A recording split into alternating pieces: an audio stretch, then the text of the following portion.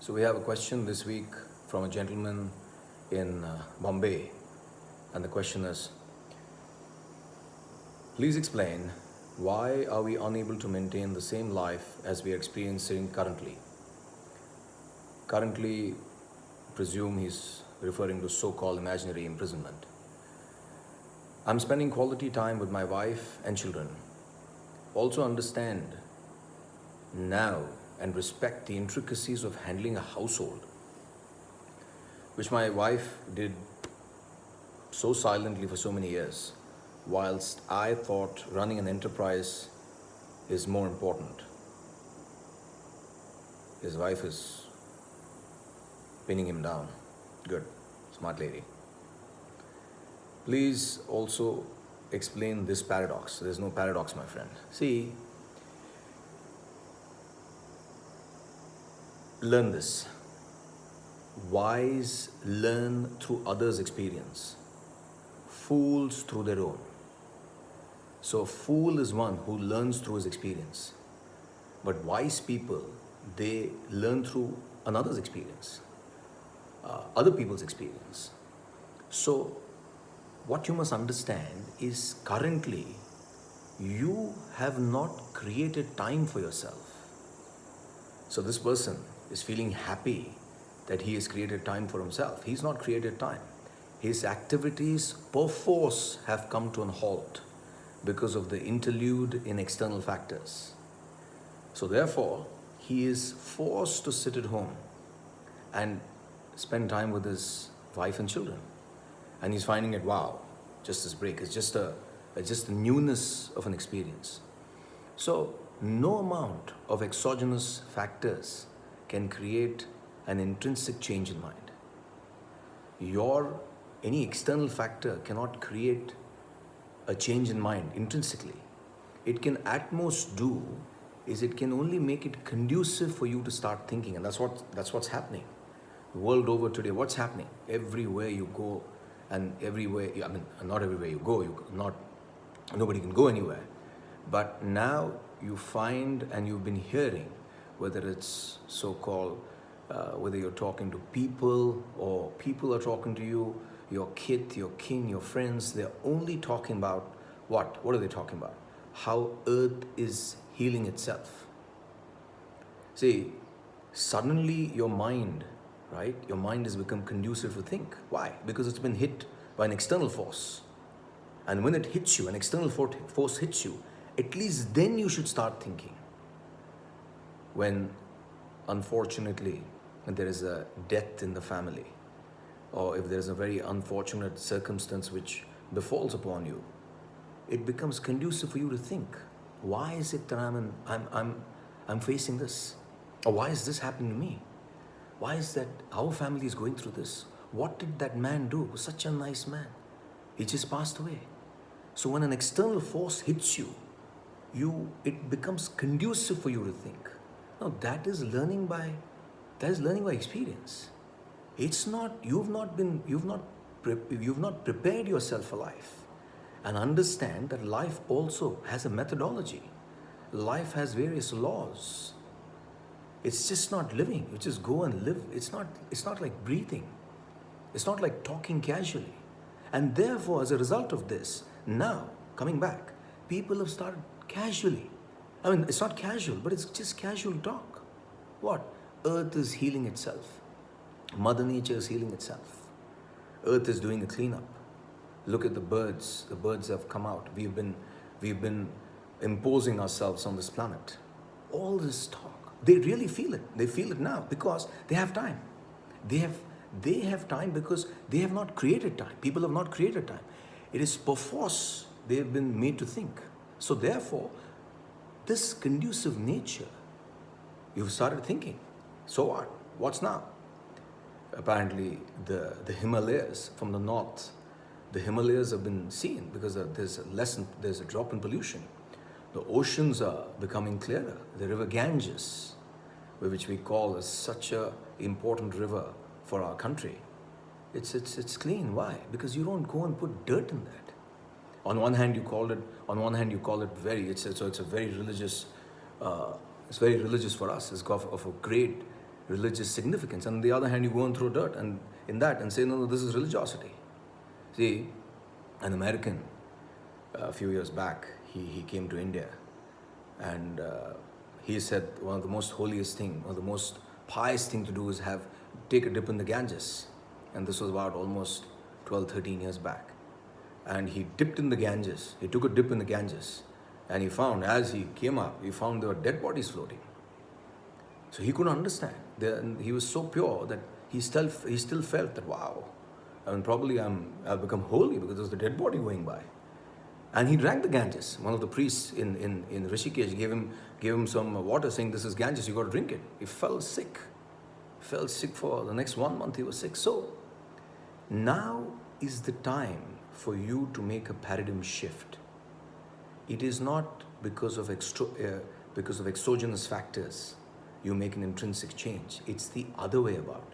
You have to start thinking and then change your life according to your thoughts. So therefore, friends, find out. He's saying he's able to find time. He's finding time with his wife and children. What is it that has prevented you from spending time with your wife and children? Huh? What is that? Find out. See, there's a fallacy in this question now, because he's saying now he's able to do it. He's not been doing it all this while. Now, this is not going to continue. The fallacy is he doesn't want to continue this. The moment everything opens up, again, he'll be rushing, hurrying, worrying. Whatever he has to do, he's going to do, this gentleman. So find out, what is it that's going to make your life change? Huh? It's not just mechanical. It's just not a mechanical existence. Hitherto, we've been mechanically living. And is this living? No. This is just sustenance. See, a great philosopher says that if humans want to live, everybody exists. But if they call themselves actually living, they have to have a goal, a higher goal. So, are we thinking about that? Is there any higher ideal, any goal in our lives that we want to achieve? Of course, there may be, but are we moving towards that compared to a mechanical, routine existence? So, see, find out. There is a force. There is a force right from your birth, from the time you're born. There is a force. And this force pushes a child into becoming a youth. And again, there is when the youth is a youth, there is a force again pushing him to become an adult. And when he is an adult, there's a force which is taking him to the next stage. And each stage, mind you, each stage comes with its desires, comes with it comes with their own desires, their own powerful desires. A child is only, all the time the child wants toys. You ask a child, what do you want? Oh, toys, I want toys. Girl wants Barbies. And then a youth, the passion of youth. We want fast cars, and you want bikes. You want something very fast. It's a youth. And the Bhaja Govindam, he says, Yauvana Garvam. And that arrogance of youth, no one can take away the arrogance of youth. There's nothing wrong, please. There's not saying there's anything wrong. But each phase of life comes with that force. And then when you become an adult, that comes with name, fame. What are we chasing? Name, fame, power, position, money, status. And all your life you're just chasing one thing. So what is this gentleman doing? He's chasing what? He's chasing wealth. Therefore he's saying that running an enterprise is far more interesting and far more challenging than just merely running a household. That's not true. So you need to find out. We need to harness that. What is that force?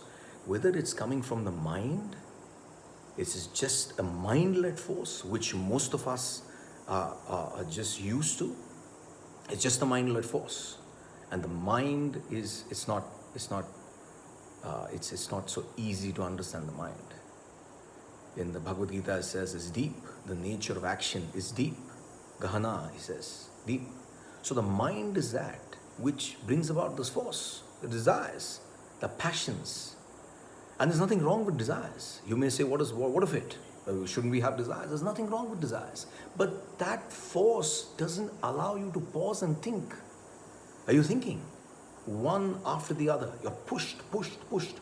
So what do? Your child. And the child whole time goes for 16, 17, 18 years go. Just what? Your school, your education.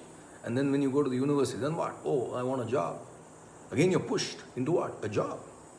Into an enterprise. You want to start your own business. You want to start your own enterprise. Then what? Then that thing comes. Again, another force. What? To settle down. Marriage. Courtship. Whether it's, if in India, it's your parents choose your partner. I'm sorry, even now, even in India, everything has changed because of Western education. India, no more. The parents don't choose anything. They'll say, Mom, you're all old age. Forget about it. We don't, we want to choose ourselves. But those days, the parents used to choose. And then what? Then you want to get married. Without thinking, there's nothing wrong, please. You get married. Of course, it's a very, very sacred union. But you get married. And then what? Then you realize you made a mistake. Unnecessarily, sir, I got married. Every married man dreams he's a bachelor. And every person who's a bachelor, he wants to get married. See, the grass is always greener on the other side. So, see, there were two friends. One was a foreigner and one was an Indian. And this foreign friend, he always, he spoke too much. And he used to get at them, you Indians, I mean in a very jocular way, please, just in a very jocular way, he says, you Indians, you do this, you do that. India is such a talented country and you find that people are moving out. Why don't you Indians stay in India? So like that he used to go on. But this friend of his, Indian friend, he was very sharp.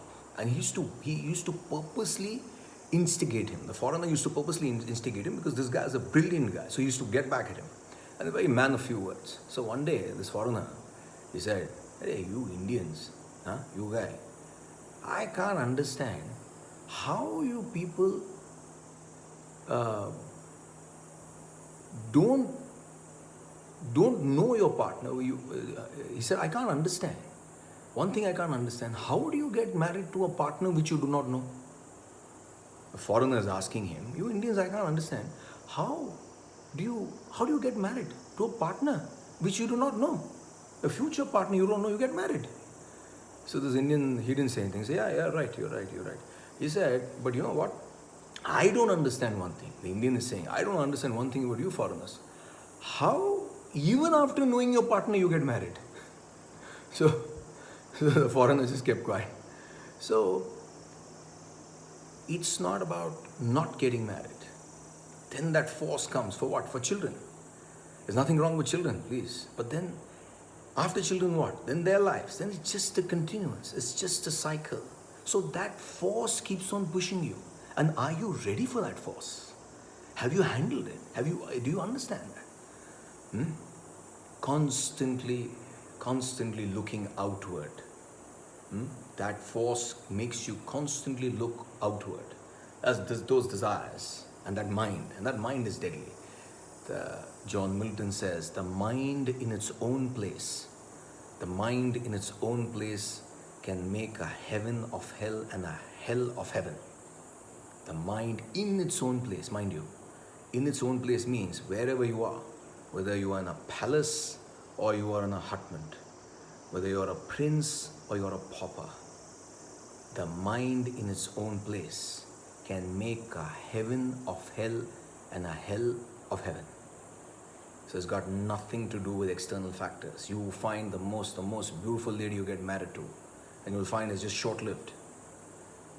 And you find that a person is just an accidental marriage, and it goes on for years and years. Now, please, that doesn't mean that you don't have to marry the person you like. So these desires are constantly making your mind inflamed, as a result of which you are chasing things outwardly. There's nothing wrong, and you have not created time for yourself. Have you created time? Each one is a slave of time. Each one is unable to find themselves to just take a step back. What am I doing? Pause. Question. What am I doing? What am I doing this for? And then do it. Going to a school, college, for what? Just do mechanically. Yes, it's important to go to school. Yes, it's important to go to university. Today is just a fad, Western education. Either you go to the United States or you go to England. What's wrong with Indian education? Hmm? Is there anything wrong with Indian education? But no, it's just an instinct. It's an animal instinct you want to follow. Just want to follow the herd. But if you think and do it, there's nothing wrong. So then what? Then a job. What are you doing a job? What are you doing your profession? What are you doing? Why? No, because he did it, I'm doing it. Mechanical. And by the time you find, time has just gone by. See, just yesterday, believe me, if you're 40, 50 years old, you believe as though your youth is just yesterday. And time is gone. So, when you're chasing your desires, when you're at the beck and call of your mind has totally ruined your personality. It's overruled your personality because it doesn't allow you to think.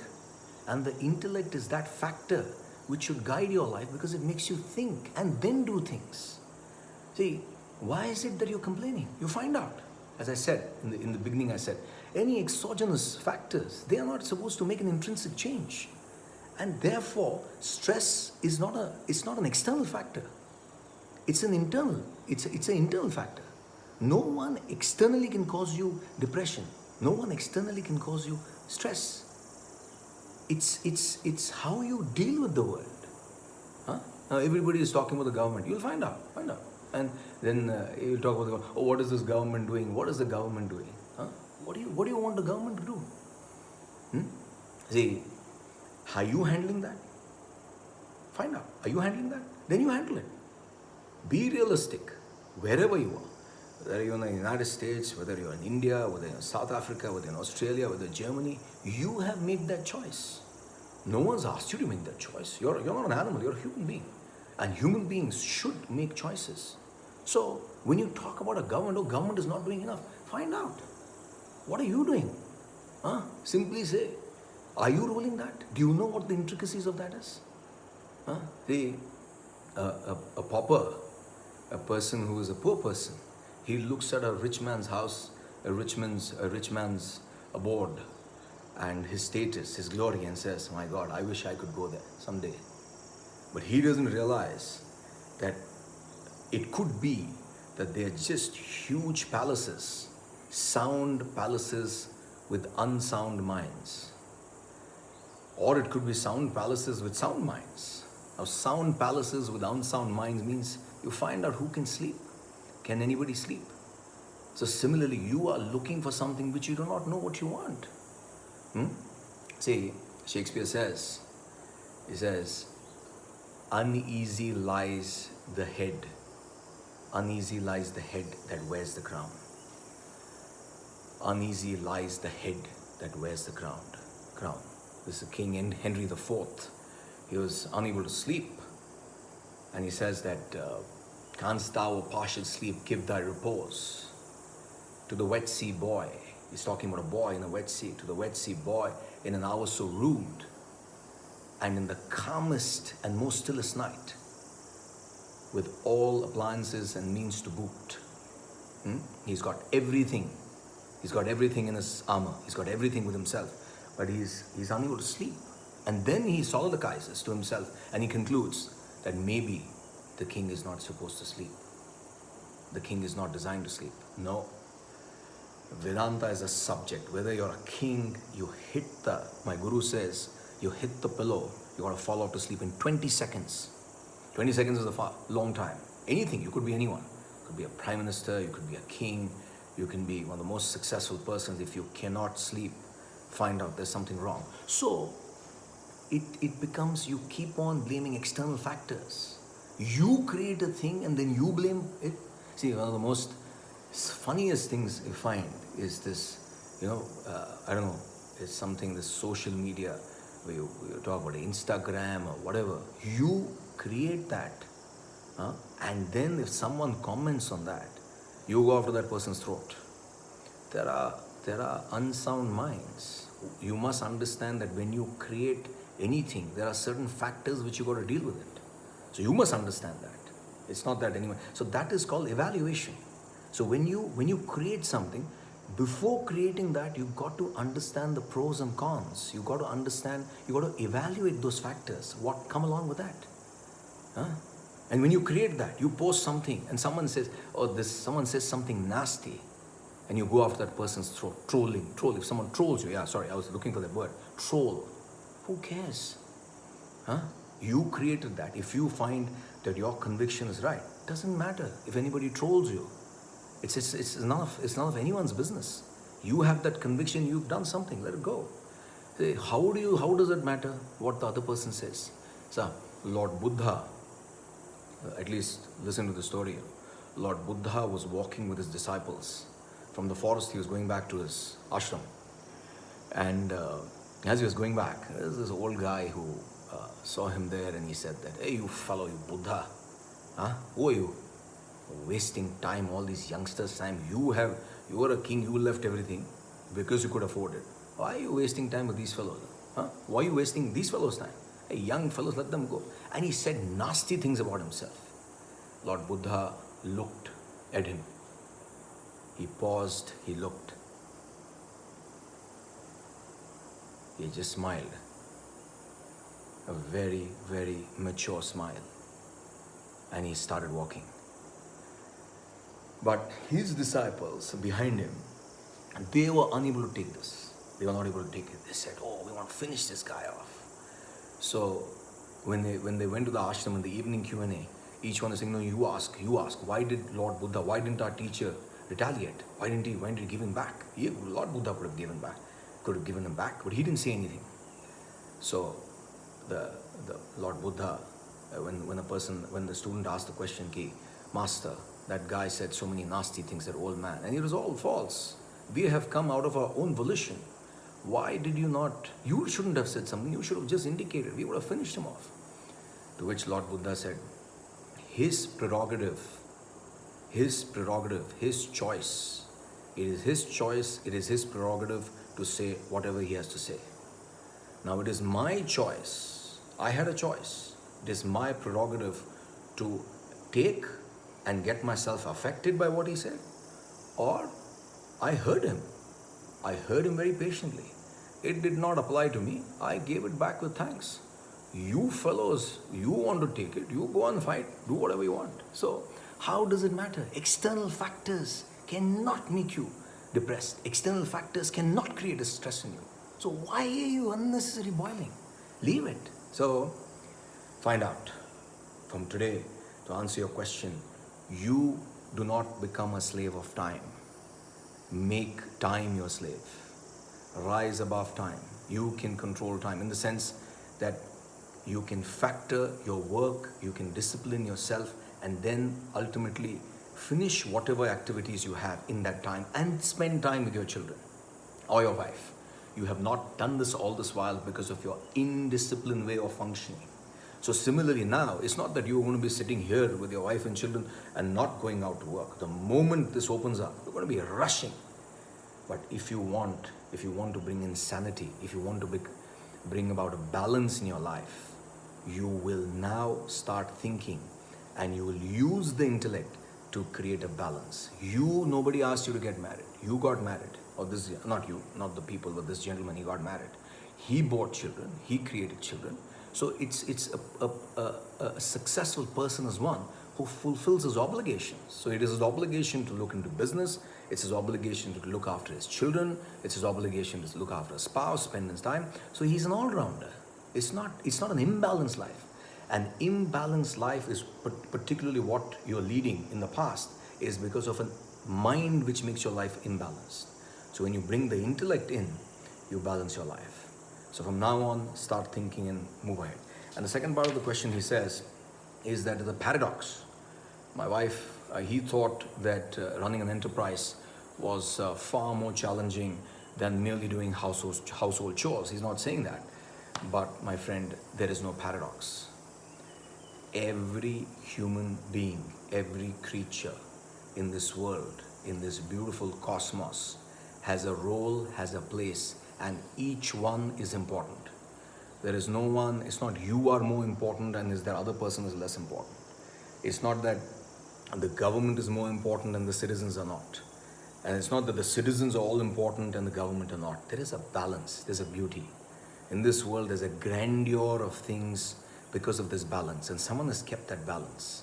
So, household, see, what are you talking about house? You know how difficult it is to run a household? You're saying it's easy. No, he's not saying it's easy, but he felt it was easy. It's not easy.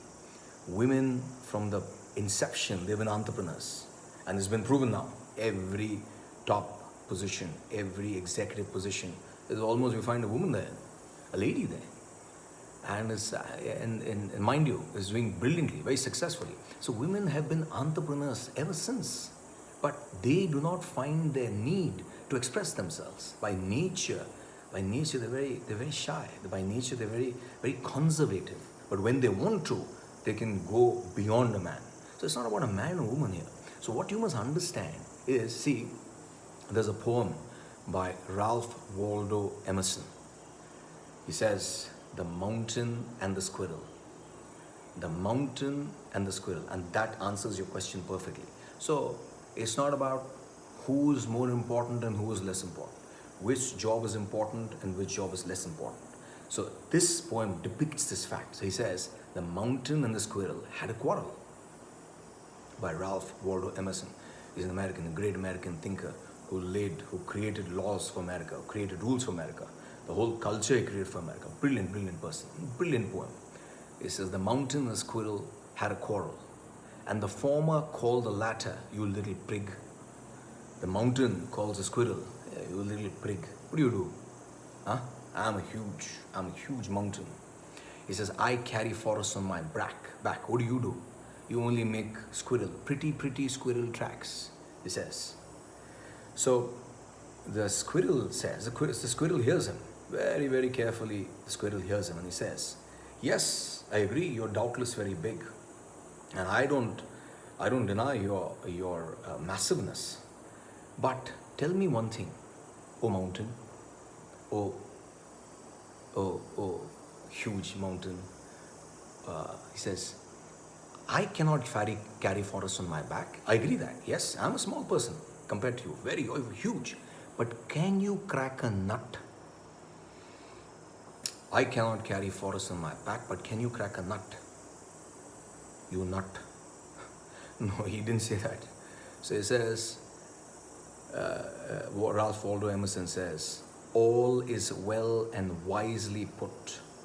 All is well and wisely put. If I cannot carry forests on my back, neither can you crack a nut. Not even a peanut, forget a walnut. So the mountain was stumped. He's silent. He couldn't answer the squirrel. So why get into complexes? Each one has a role. Your wife has a role. You have a role. Your children have a role.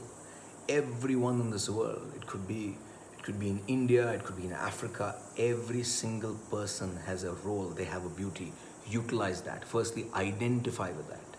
Once you start identifying with that, you will not go and search for big names. You will not go and search for big people with big thinking. No, a leader is one who will eke out work, who will take out work, even from a smallest person. Because any small person, any very person who's very conservative, he has a talent. Believe me. That's why you say this country, or the world, I would say, is full of talents. So why get into a complex, unnecessary? A mountain got into a superior complex. The squirrel could have gotten into an inferior complex, but it did not get into any inferior complex. It says, I am me, you are you. You have a place, I have a place. Similarly, there's no paradox, my friend. Your wife has a role and she's doing it beautifully. Similarly, you have a role. So balance your life, and from now on, don't wait for external factors to bring about an intrinsic change of mind. Number one, use your intellect to balance your activities. Everything has to be attended to. It's not just one thing. Secondly, there is no paradox.